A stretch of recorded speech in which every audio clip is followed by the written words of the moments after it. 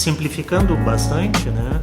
Eu gosto de alguns historiadores que dividem a história da arquitetura em duas partes. Há todo um compêndio, todo um conjunto muito grande de tempo que produziu a arquitetura historicista, essa que a gente está acostumado a olhar nos edifícios antigos da cidade, né?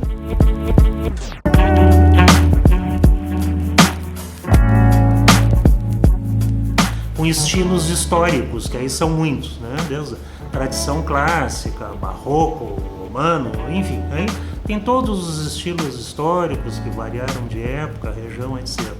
Tudo isso forma um bloco.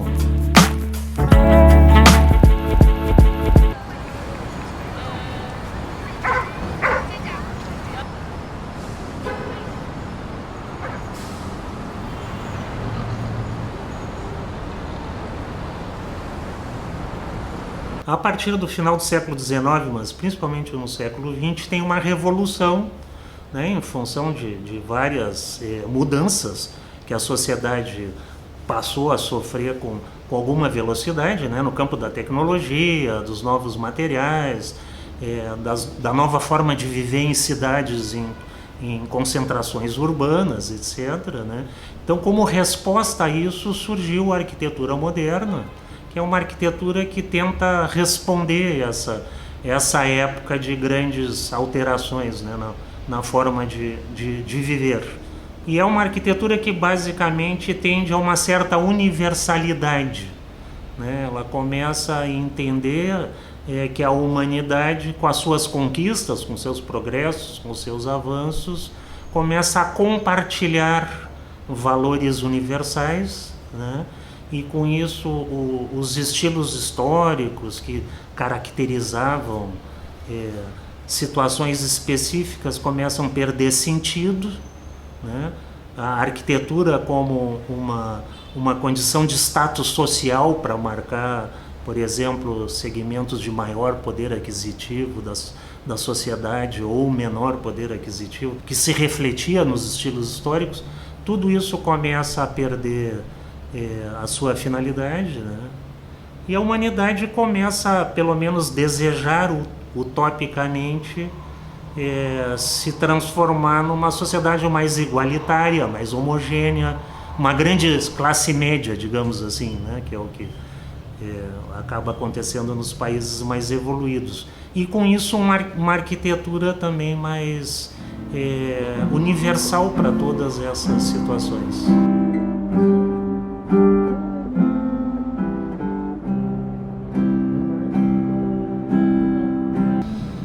Isso, as explicações são fáceis e objetivas, né? Eu acho que também são o gancho para depois nós colhermos depoimentos da minha mulher, da Mônica, que é arquiteta, e principalmente do Lucas, que é o meu filho, que já é a geração seguinte, né? O qual eu consultei, por exemplo, quando eu vim comprar esse apartamento aqui no ano passado, né? Para ouvir a opinião, e colhi dele esse depoimento. Compra porque isso é o futuro.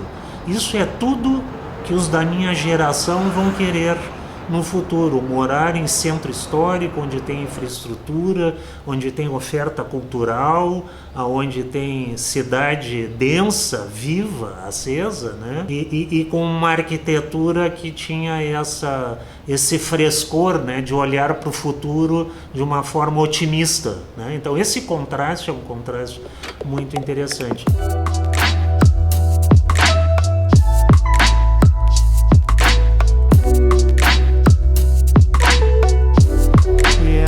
Esse período dos anos 50, né, que eu acho que é o período esse mais representativo do que eu estou falando, ele tem uma correspondência internacional, né, que é o período pós-guerra. O pós-guerra foi muito importante para a arquitetura, né, porque é um período de otimismo, de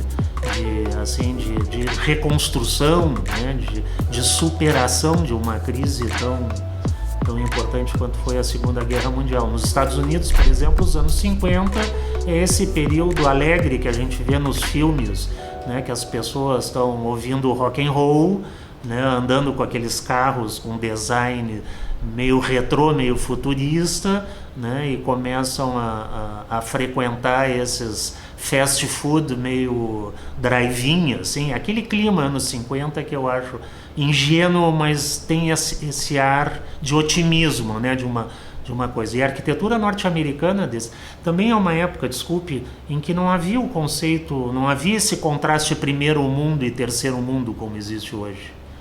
Nós saímos da Segunda Guerra Mundial com uma condição ainda relativamente próxima em termos de distanciamento. E eu desculpe assim se isso traz alguma crítica, né, ao nosso contexto do qual a gente vive, mas especialmente em relação à arquitetura, eu acho que a nossa sociedade tem um certo desnível de cultura geral.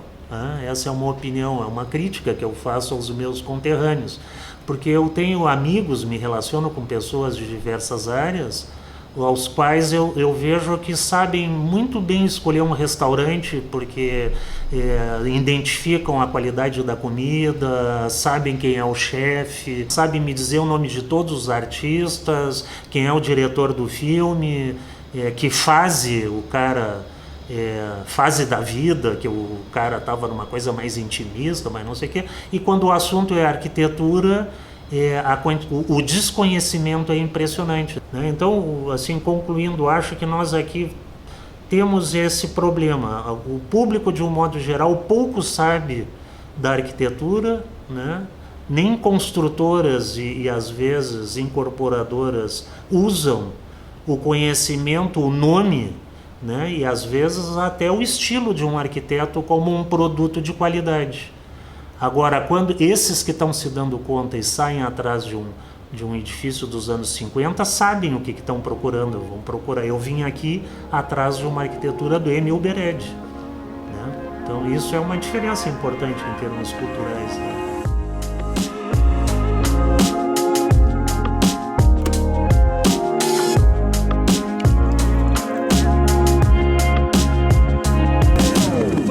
Procurando apartamento, eu lembro que a gente saía muito para caminhar e sempre que a gente passava aqui pela Praça da Matriz, a gente olhava pro Faial, via essa janela, essa sala toda envidraçada, e a gente se perguntava o que está acontecendo ali, o que será, como é que é esse apartamento. E pelo fato da gente passar aqui na frente, ele já nos despertava essa curiosidade. Então, até a gente achar esse apartamento, a gente um dia estava caminhando, olhou para cima e viu que tinha uma placa de vende-se. Eu disse, não, nós vamos ter que pelo menos olhar, né, o apartamento para ver o que... E eu me lembro que quando a gente veio ver o apartamento, o Sérgio me disse, quando a gente entrar na sala, tu não esboça reação nenhuma para o corretor não ver que a gente quer muito esse apartamento. Então eu me lembro que eu fiquei parada na porta olhando e não podia esboçar nenhuma reação. Então eu acho que é isso que esse edifício nos traz, assim, ele é um edifício que nos emociona. Essa é uma conversa que a gente vem tendo desde sempre, muito antes desse apartamento existir, que é uma concordância entre nós, e uma concordância eu acho que é bastante disseminada no mundo da arquitetura, de que esse momento específico da produção moderna de arquitetura nos anos 50 produziu uma qualidade arquitetônica assim singular na cidade, nesse sentido de ter uma média, né? Aquilo que foi comentado, que hoje em dia se perdeu, infelizmente, assim, de certa forma, né? Então, os edifícios construídos nessa época, todos têm essa característica de ser uma arquitetura moderna mais comedida, que não busca aquela excepcionalidade dos grandes centros do Rio de Janeiro e São Paulo, mas que se enquadra muito bem no dia a dia da cidade, mas com coisas que se perderam hoje em dia no mercado imobiliário, com áreas muito mais generosas, né, espaços abertos, coisas que hoje não são valorizadas tanto pela população em geral, pelas pessoas que vão comprar imóveis, quanto pelo mercado imobiliário e, por consequência, infelizmente, pelos arquitetos que têm que responder essas demandas para trabalhar e produzem coisas hoje que têm um conjunto diferente de características, assim, o nível de importância das coisas mudou. E isso até traz uma reflexão interessante, esse momento do coronavírus, das pessoas em casa, requalificou essa ideia de tu ter um grande ambiente privado, de tu ter espaços amplos, de tu poder trabalhar em casa, poder, né? E isso vai de contra o que hoje é assim completamente disseminado no mercado imobiliário, que é a ideia de que o que dá valor ao imóvel são as amenidades comuns, o que é público no edifício, as áreas de uso comum, que hoje em dia, inclusive, tem uma coisa que a gente brinca muito, que isso agora tem uma nomenclatura marqueteira para as coisas, o fitness center, o espaço gourmet, o pool deck ou coisas assim, que na verdade nada mais é do que uma estratégia para diminuir drasticamente as áreas dos apartamentos e valorizar como contraponto por ter essas áreas de uso comum, que é exatamente o oposto da filosofia que se pensava nessa época. Esse apartamento, embora pelos padrões de hoje seja considerado um apartamento gigante, assim, existem poucos edifícios em Porto Alegre com metragens quadradas desse tamanho. Na época que ele foi construído, era um consenso que isso era uma planta baixa de um apartamento apropriado para uma família de classe média, né? Isso era um senso comum, tanto da construtora quanto do arquiteto, da pessoa que vende imóvel, da pessoa que compra. No dia a dia, de manhã, quando a gente acorda, sai do quarto, aquela coisa meio sonolenta, e passa pela porta do corredor e entra nessa sala e consegue ver a catedral, consegue ver o palácio, consegue ver o Teatro São Pedro e essa praça, isso é uma coisa que nos emociona todo dia, assim. Então, eu acho que esse apartamento tem isso. A gente não cansa de se dizer como é bom morar aqui, porque por tudo, né? A gente está vendo a cidade, a gente está no centro da cidade, no local mais antigo da cidade, e vendo tudo isso, tomar café da manhã, ver o que está acontecendo na rua. Quando tem o Teatro São Pedro está funcionando, tem o Tangos e Tragédias, e eles saem para a rua ali e a gente interage com eles. Então toda essa vivência nos traz muita felicidade. Desde que a gente se mudou para cá, nós estamos mais felizes por estar vivenciando esse ambiente. A família adora vir na nossa casa, né? Eu acho que essa questão de ter essa sala com toda essa vista, essa sala ampla, isso ajuda porque a gente consegue reunir todo mundo aqui, todo mundo no mesmo ambiente. Então isso para a família é muito legal, assim, é muito interessante ver como o pessoal gosta de vir aqui, e a gente faz bastante eventos familiares e traz bastante amigos, e eu acho que o espaço amplo ele te permite essa união das pessoas. Tá todo mundo dentro do mesmo ambiente, tá todo mundo dentro do mesmo espaço. Para mim é um ganho de qualidade de vida, é uma vivência nova, é uma experiência nova de viver a cidade de outra maneira, de tu tá dentro de casa, mas ao mesmo tempo tu tá na rua, de tu ter essa conexão do interior com o exterior, de tu tá no coração da cidade.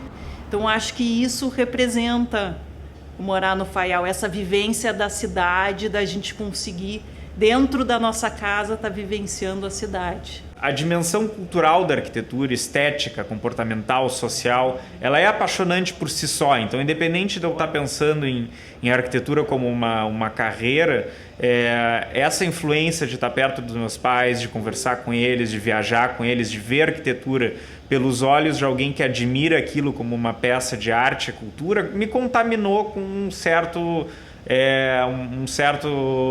certa visão em relação a isso, assim, que eu até, inclusive, fazendo um gancho ao que meu pai disse, é uma coisa que eu gostaria que mais pessoas na sociedade em geral tivessem também, assim, como tem com cinema e outras formas de cultura.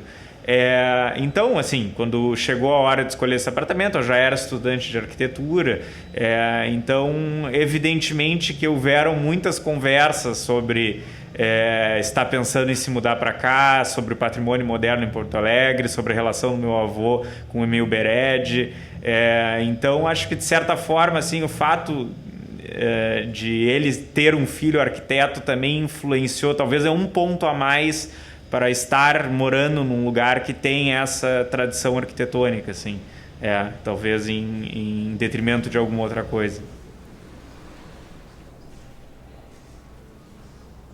Bom, aí entra a genialidade do Emil Bered, né? O Emil Bered era realmente um dos arquitetos dessa geração, né? Representativo, todos eles eram excelentes, mas o Emil tinha uma sintonia fina, um cuidado muito próprio dele, assim, muito especial. E ele organiza as plantas sempre de uma maneira extremamente simples, eficiente e agradável. Nesse caso é fácil de explicar. Ele estabelece um eixo que vai de ponta a ponta o apartamento, começa nessa fachada e termina lá na outra fachada, passando por todo o apartamento, né? Esse eixo funciona como uma espécie de coluna dorsal, né? Uma coluna vertebral. Todos os cômodos se articulam a esse eixo, como se fosse um pente com garfos para os dois lados, né? Coloca nessa fachada, nessa extremidade oeste, aqui onde nós estamos, que se relaciona com a praça, a sala, que é o óbvio, é isso que eu me refiro, é o óbvio genial, né? Não fica inventando uma coisa conceitual para tentar achar algo, não, vai naquilo que é o evidente e faz muito bem. Então abre a sala para a praça dessa forma, que no meu modo de entender é um dos grandes valores desse edifício, porque a gente está praticamente dentro do espaço urbano, apesar de ter a sua privacidade, né? Abre toda a zona de serviço, que é a cozinha, a área de serviço ali para trás, para norte, coisa que não é comum. Norte é a nossa melhor orientação, é a mais ensolarada. Todo mundo normalmente coloca os quartos para norte ou para ter sol, e às vezes a gente não se dá conta que o lugar da casa onde há mais necessidade de sol para asepsia, para poder secar roupa, etc., são as zonas de serviço. Então ele abre isso para norte, né? Coloca lá na outra extremidade o quarto de casal, a suíte, de forma que possa ter janela para as duas fachadas, aí tem ventilação cruzada, o que baixa o uso do ar-condicionado lá drasticamente. De novo, né? Esses conceitos básicos que todo mundo fala e ninguém faz, ninguém presta atenção, né? Coloca os banheiros para norte, de novo, não estão os quartos para norte, estão os banheiros super ensolarados, que é uma coisa que as pessoas admitem e eu acho sofrível. Banheiro para poço, banheiro é um lugar onde não ter renovação de ar ágil, não ter sol, uma sensação assim de asepsia que se prejudica, na minha opinião. Aqui nós temos banheiros com janelões de dormitório. Isso realmente é muito bom. E no fim os quartos estão para sul, tem 2 quartos para sul, que é uma orientação que ninguém gosta, né? Eu acho a orientação boa para quarto, porque tu nunca tem sol direto, tu tem sempre luz difusa. Para quem gosta de filmagem e de cinema, é excelente, sempre tem luz difusa, nunca tem insolação direta, então não tem problema. Hoje que a gente tem essa condição de home office, tem que trabalhar mais em casa, tal e tal, o sol entrando dentro do ambiente é um problema, tu tem contraste, tu não. Aqui nós estamos sempre com as janelas abertas, da manhã à noite, nunca há problema de insolação, né? E nós temos um problema de umidade, isso sim, no nosso clima. Aí são os momentos que tem que entrar um recurso artificial, né? Um ar-condicionado para secar o ambiente, e tal. Eu acho que os projetos modernos, eles têm uma generosidade que a gente não encontra hoje em dia. Então, nós temos peças amplas, peças iluminadas, o tamanho da esquadria é uma coisa que impressiona. Até a gente olha a esquadria do quarto, não é aquela esquadria padrão pequenininha, é uma esquadria que ocupa quase toda a fachada. Isso traz muita luz. Eu acho que isso é importante, assim, isso que a arquitetura moderna tem, esse cuidado de trazer a luz, de ser ambientes abertos, ambientes amplos, arejados, tu tem janelas amplas no banheiro. Isso eu acho muito importante nesse apartamento. Isso, de certa forma, é a temporalidade. Na verdade, isso é algo que tem como consequência a universalidade e a temporalidade, né? A vantagem da abstração, de tu buscar a beleza através de um exercício mais fundamental de forma e plástica, é que aquilo perdura no tempo de uma maneira, digamos, entre aspas, eterna, né? O que é arrojado, o que é carregado de simbolismo e de sentimento, tem a tendência de se perder no tempo, porque a cultura muda, os valores estéticos mudam e aquilo perde relevância, né? O ornamento, essas coisas, elas estão muito carregadas do peso da sua época, enquanto que a composição simples e a abstração tem uma certa universalidade estética, emotiva.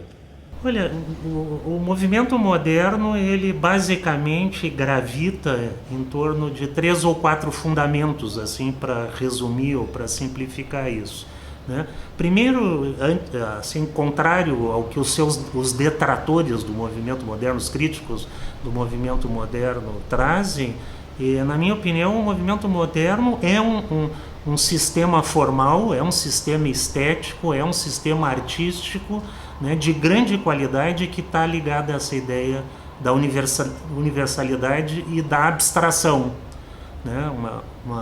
Uma arquitetura que tem, de certa maneira, na intelectualidade, né, na geometria, né, nas qualidades intrínsecas do domínio das formas, né, não na representação, da imitação de elementos da natureza, mas numa abstração dessas formas, uma potência estética muito importante, né? E depois é uma atitude, por um lado, racionalista, funcionalista, com economia de meios, tentando trabalhar com essencialidade, né, com os elementos elementares, né, tirando tudo que é supérfluo, né? E para toda uma geração foi também um movimento ideológico, né? O movimento moderno, ele se mesclou, digamos assim, com uma visão de sociedade, como eu comentei, mais justa, mais humanitária, né? Que conseguiria usufruir dos avanços tecnológicos de maneira equilibrada, né? E gradativamente o movimento moderno, ao contrário do que muitos acreditam, foi incorporando também sensibilidade ambiental, né? As questões do meio ambiente, muitos confundem os problemas da industrialização, do descontrole dos crescimentos urbanos, o aumento de periferias, etc., com o modernismo. E, na verdade, isso não tem correspondência direta, né? Até porque o urbanismo também não é responsável por tudo, nem a arquitetura, mas os problemas esses citados são de outra ordem, no campo da economia, da política, etc. A arquitetura moderna sempre foi muito sensível às questões do sol, da cidade-jardim, da presença da natureza, etc. E isso hoje está recuperando força, está recuperando a atenção das pessoas.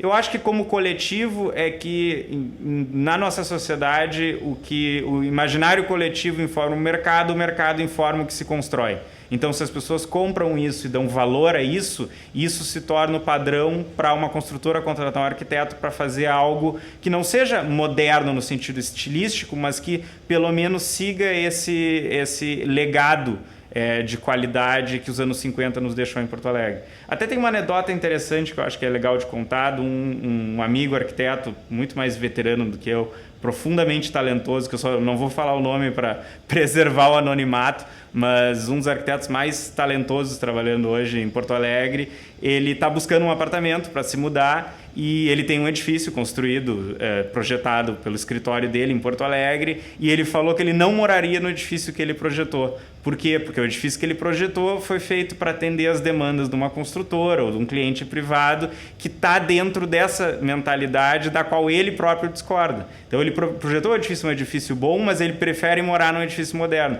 Inclusive ele estava buscando apartamento aqui nesse edifício como das grandes possibilidades para ele morar. Então mesmo os arquitetos contemporâneos buscam coisas com essas características mais do que o mercado é capaz de oferecer. Isso é o grande valor que tem esses prédios antigos. Tu consegue...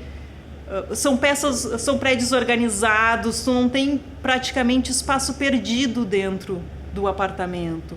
Então tudo é espaço útil. Tu não tem um cantinho que tu não consegue uma quina que ficou mal resolvida em projeto. Eles são projetos claros, projetos limpos, e isso reflete no apartamento. Todo o espaço que tu tem dentro do apartamento, ele é útil, é a área utilizável.